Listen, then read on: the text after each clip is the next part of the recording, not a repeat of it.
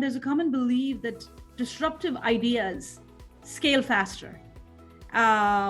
Is that true? Like, is disruption enough to scale innovation? What else is needed to scale innovation? And what are your thoughts on this whole concept of disruptive versus incremental in the context of scaling? Yeah, I mean, I think yeah, disruptive ideas can certainly scale faster. They can also flame out a lot faster too. I think the key thing is that companies need to think about it from a portfolio perspective. So you can't just be thinking about one disruptive idea that I'm looking to do. You've got to be thinking about maybe a few disruptive and probably several or lots of different incremental things, because you're going to learn a lot throughout managing that portfolio, and not everything's going to work. And I think to your point, Geoff, about having the innovation heaven, I think one of the reasons we may have a perception that disruptive ideas scale faster is because we only hear the successes. Right. We don't, maybe it's the innovation graveyard, and we celebrate big disruptive ideas because they're the sexy ones. Let's be honest. Those everyday incremental innovation ones, they're not going to make it in mainstream media, and that's not what we celebrate generally. But I think if we look at what makes a disruptive idea scale quickly and be very successful, I think there's a couple of characteristics. One is a clear understanding of what's a problem that we're solving.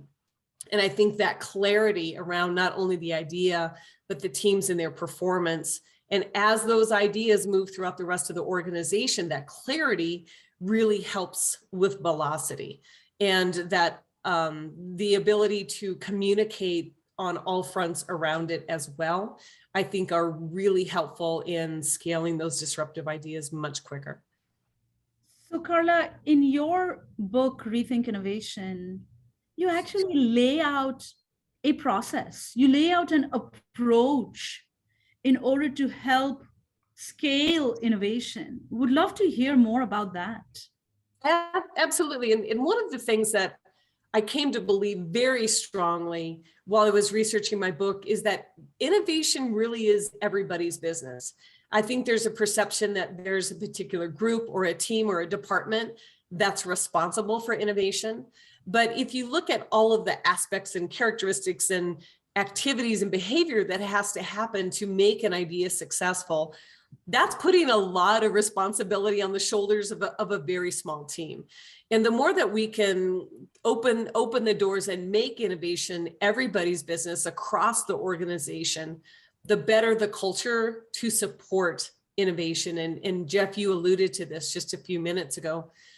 And what I looked at is when I researched highly prolific, highly successful over long periods of time innovators, was there a pattern? And actually there is a pattern that they use to come up with ideas. And after defining the problem clearly that they were trying to solve, they all followed the same 5-step process, whether they realized it or not. And one is, and I love this when I have an opportunity to be around prolific innovators, is that they are highly, highly observant to the world around them. And they notice all of these little minutia things that I think many of us lose or just don't pay attention to in the busyness or the distraction of our everyday life. So the first thing that they do is that they observe deeply and they are very open and curious to all different things that they've never been exposed to before. I know 60-year-old people who picked up skateboarding because their grandchildren did it. It was just this willingness to try and experiment. And then the second thing is that they're able to take all of these things that they've observed and they start to distill them into patterns about maybe, play. It could be patterns about communication. It could be patterns about things that are irritating. There's no rhyme or reason to the patterns that they notice, but then they're able to relate those patterns into the work that they do. And that's really where they start to bridge from the theoretical world of what they've noticed and the patterns that they've identified into the reality of, I have a job to be done. And now how do I take this inspiration related into my work and start to come up with ideas that are truly different and unique and fresh and have a different perspective. And their ability to consistently go through these first 3 steps before they ever get to the idea generation step, because generate is the 4th step, is really what sets them aside as innovators. And I think for many organizations, they'll come together and they'll say, we need new ideas. We need to figure out how to solve this problem. And they come together, there's brainstorming, there's, meetings, there's all of these activities, but it doesn't start from a place of inspiration.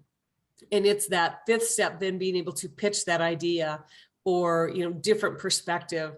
That's the 5th step. And I think many times we hear the phrase, coming up with the idea is the easy part. It's the execution that's hard. But we need ideas all the way through execution, to what Geoff just mentioned about your first idea is just kind of the idea, isn't going to work, but it's your starting ground. And looking at scaling innovation, one of the things that's required is teaching people how to actually think like an innovator. Yeah, I totally agree. I think you have to have that problem you're trying to solve is you need to keep that clear in your mind. And it's not really about the individual features or specific pieces that you're trying to make sure come to life. It's making sure that you have the right ones to actually solve the problem. And you need to keep anchored to that across the whole journey. Otherwise, you're just going to kind of end up doing, what was on that first PowerPoint slide, which may have been a great idea, but may not be exactly right for the real world. And I think this process of experimentation and having these kind of rigorous checkpoints of, are we actually on the right path here? Do we still feel confident in this as we go forward, is really important. And I think what's neglected in that, you talked a lot about, Carla, how it's really important to have the right kind of culture and training, is having honesty and humility along that journey, right? If you're pitching to somebody and saying, okay, we've been working on this for a few months, we're preparing to get something ready for market, it's really important to say, here's what's going well, and here's what's not, and here's what we learned we were wrong about. And having that humility, both in terms of, the feedback you've gotten, as well as even just like the business case projections that you share with your business. It's really important to have that honesty and humility, because too often I think people are pressured to just say, yeah, it's going great, we're going to make $3.185 billion in 3 years, and we know exactly what the P&L is going to look like. And that's not true. You have to be honest with everyone, and it's important to create that kind of culture of safety to be honest about what's going on. Yeah, love that, Geoff.